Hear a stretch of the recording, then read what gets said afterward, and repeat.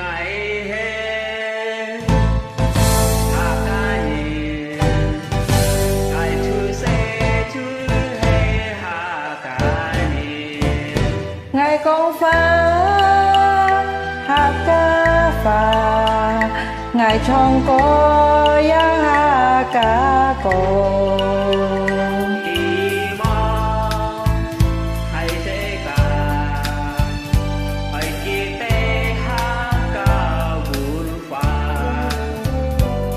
ca nhiên sẽ tới lời cho tới lời cho sự sẽ cài cùng nhiên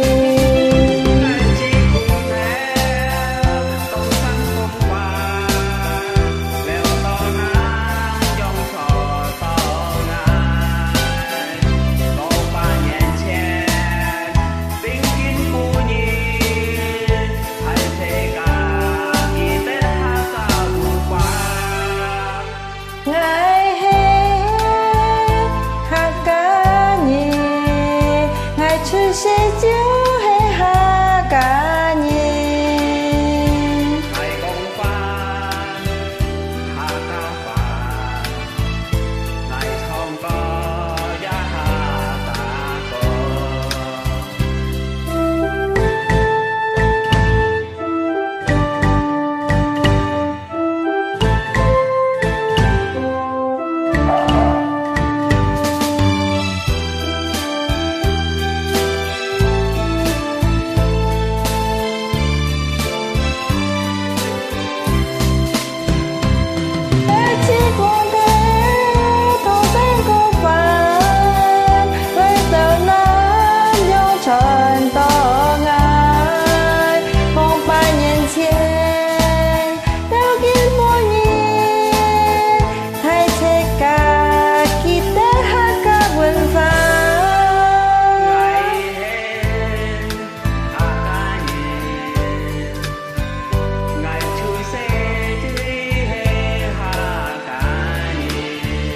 ngày con phá